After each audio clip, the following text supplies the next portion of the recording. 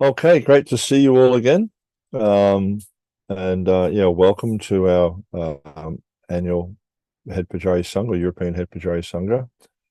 Um, so this is the eighth year we've done this, so it's really good. It's quite a good achievement. It's a very auspicious number. And yeah, as far as we know, it's the only Sangha of its type anywhere in the world. And just to give you a quick snapshot of the history, we started this in 2016. And we held an on-site Sangha in Zurich. And it was a great success. We had pujaris from all over Europe, and I think some of you might have even been there. We're also blessed, excuse me, with the association of Janani Vasprabhu. He actually happened to be in Europe, and I remember Pankaj Jangri contacted me and he said, "You're doing some gathering in Europe," and I said, "Yeah." He said, "Where is it?" I said, "It's in Zurich." He said, "Oh, Janani Vasprabhu will come." So Janani Prabhu came, and also Mukunda Dutt Prabhu happened to be in Switzerland at the time because he's the head Pujari in Vrindavan, but he's from Switzerland. And we've had sanghas in New Mayapur, France, New Braj Mandal, Spain, and Villa Vrindavan, Italy. And we were scheduled to have our sangha in New Brajadam in 2020, but then, as we know, along came the pandemic, and that changed lots of things, at least in the short term. And since then, we've had online sanghas, and they've been, I think they've been successful anyhow. And definitely there's shortcomings with virtual association. We can't hug each other. That's one thing, but there's also benefits.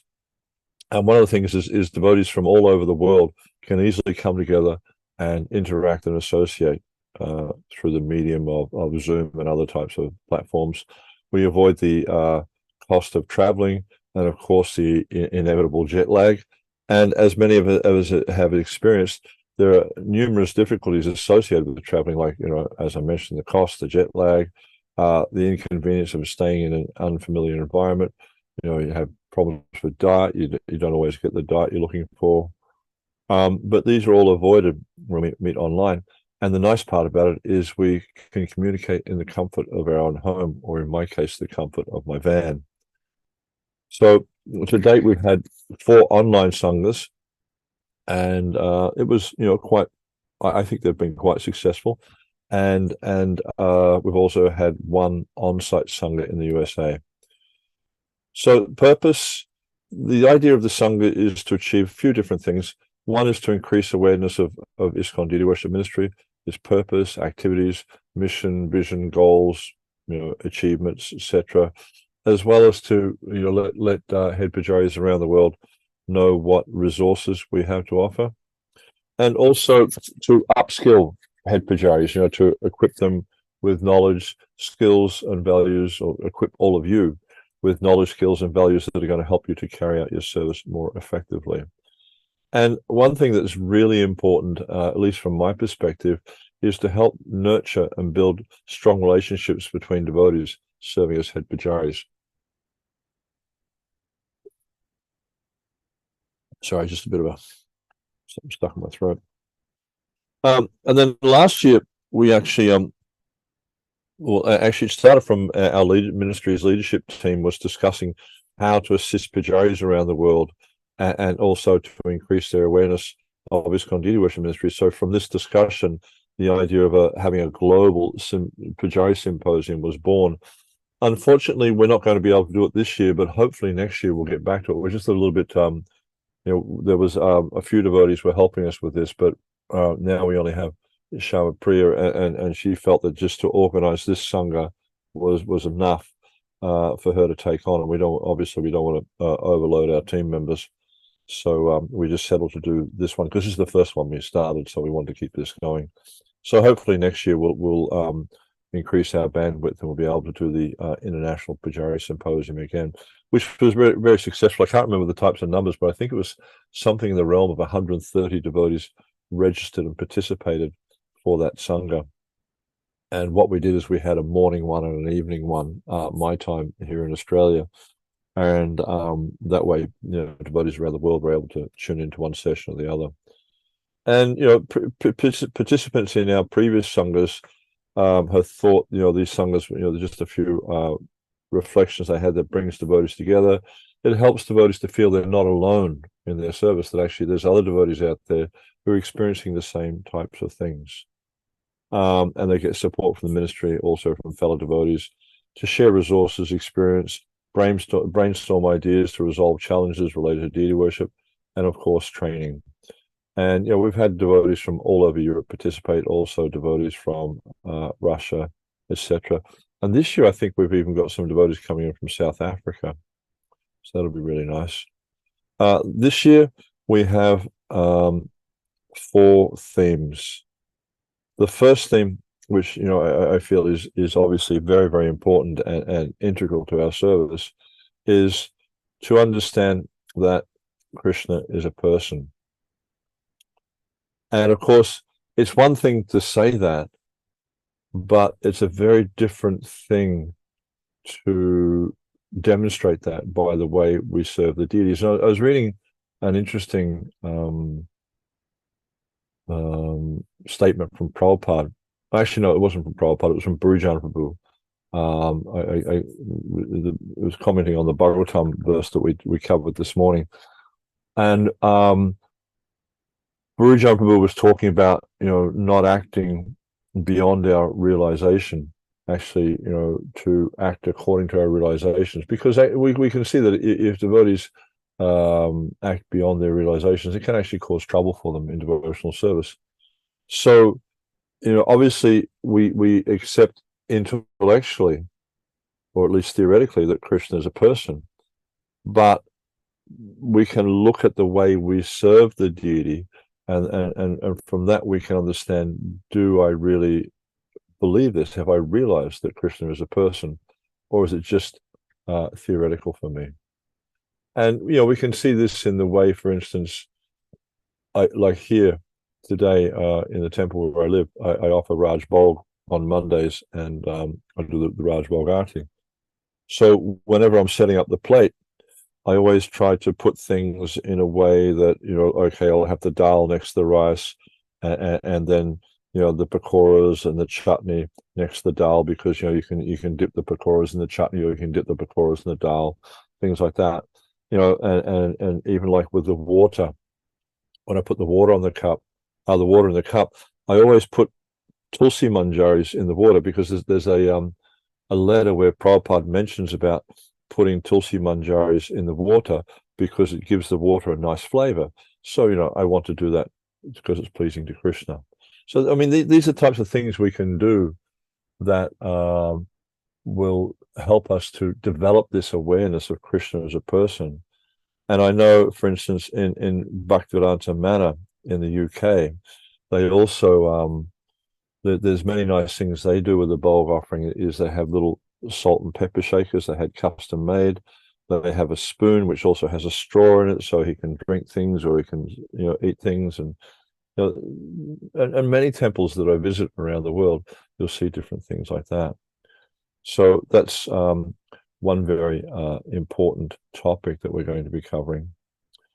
And another topic, the second theme, is pleasing Krishna by pleasing his devotees. And Yadanandan Maharaj, for one, will be speaking on this. And as those of you who attended last year may recall, that Yadanandan Maharaj is very personal. He's very much into interacting with devotees and serving devotees. And if any of you have had the chance to go to New Braja Mandal in Spain and spend time with Yadanandan Swami, you'll actually see how loving and caring he is for devotees. And actually, there's a really interesting verse in the Adi Purana, which where Krishna is saying is that person who says he's my devotee, he's not my devotee, but that devotee who's the devotee of my devotee, he's my devotee. So we can understand from this how important it is to cultivate good relationships with devotees, and to interact in a way that's very, very pleasing and satisfying with the devotees. And in this way, Krishna becomes pleased. Now, another topic we came up with, which and most of these topics are coming from actually all these topics are coming from your feedback. And each year after the Sangha, Shama Priya, she puts a lot of time and effort into compiling questionnaires to send out to you all. And then she takes the responses, she distills all the responses, and this is where we get the topics from. So our purpose here is to serve you. Our purpose is to somehow or other, whatever we can do to enliven you and to inspire you in your service and to help you to do your service better. Because especially for those of us who have been pujaris for a long time, we can understand how wonderful this service of deity worship is, and such a wonderful opportunity we have to interact in a direct personal way with Krishna, and how uplifting it is. Especially as we advance in devotional service, becomes more and more uplifting for us. So, please do remember, after the Sangha is finished in 4 weeks' time, when Shama Priya sends you out one of her questionnaires, please fill it in. It really helps us to know what it is you need.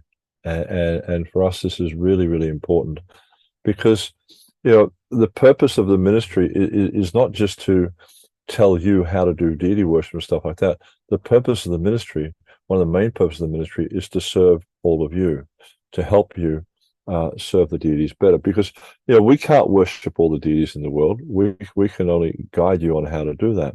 You're the ones who are doing the service. So if there's anything that we can do to help you to do that service more effectively, then please let us know. So the next topic that's there is Srila Prabhupada's legacy, and should we maintain it? And if we decide we should, then how to maintain that? Because ultimately we're all Prabhupada Anugas, we're all followers of Srila Prabhupada, and Prabhupada has established the International Society for Krishna Consciousness. He's established all the deities in ISKCON, and so our goal, at least from my perspective, I mean, I'm not sure. I think Bhadran Ryan Maharaj is our speaker on this topic. I'm not sure exactly how he's going to bring it out, but he's very much into this type of topic. But at least my belief is that our primary instructions in relation to deity worship should be the instructions of His Divine Grace, A.C. Bhaktivedanta Swami Prabhupada. And so we need to look at how to maintain that. And there's, what we're going to find is that there will be more than one speaker speaking on the various topics, because, as we know, all these different types of topics, they have many facets and many ways of looking at them. It's not like it's just one way. So as much as we can, we'll try to explore these things from the different angles of vision. And also we plan to in the normal breakout rooms, you may remember that each day we'll have I think it's a 20-minute breakout session where amongst yourselves you'll get the opportunity to discuss these things and bring out the different facets of these topics, and look, of course, at how you can achieve these things in your temple or in your yatra or whatever, So yeah, hopefully we'll get good time for that. Just that's what we're looking for, schedule. Yeah, where are we? Sorry. Excuse me. Then okay, so Prabhupada's legacy. And also we have one devotee who will be speaking today from New York. Very nice devotee. He's a Purohit. He's a very, very well-educated devotee. He studied a lot, in deity worship in various parts of India. And he's also I think he might be a professor or something like that at one of the universities. Anyhow, he does something at one of the universities there. And one of the topics he'll be discussing, and also we have another devotee, I'll mention his name later, how the rituals of deity worship are part of Vaishnava culture. Because sometimes we have this experience where where devotees may think that deity worship is somewhat superfluous and it doesn't really help us to in ways that are either appropriate or necessary. But actually, if we understand deity worship properly, we'll see that all the rituals that we're performing in deity worship are actually the activities that go on in the spiritual world. There's a wonderful book by Krishnas Kaviraj, Govinda Lilamrita, where he talks about how all these, how the residents of Vrindavan and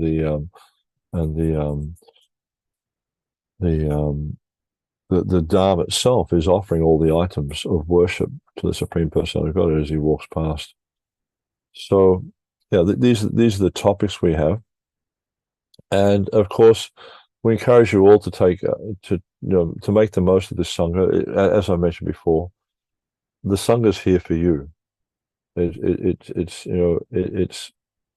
our way of trying to, as I mentioned before, to guide you, to inspire you, to encourage you in your service, and please, make the most of it. As far as you can, attend all the sessions. There are many senior devotees presenting topics relevant to your service over the next 4 weeks. And of course, we're thankful for them to giving their valuable time and their priceless association. We've got some very nice devotees lined up to come along and speak. And so, I encourage you to block out the dates in your calendar. And we're looking forward to your association and to serving you over the next few weeks. And I'll just sort of mention who our presenters are. So today we're blessed to have the association of His Holiness Bhakti Chaitanya Maharaj.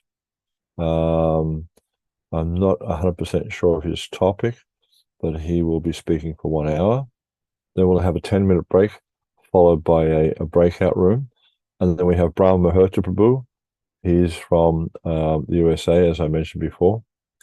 And then hopefully we'll have Badrinarayan Maharaj, although it is early for him there. He assured me he would participate, but I know what it's like as you get older. Sometimes it can be quite challenging, early morning calls.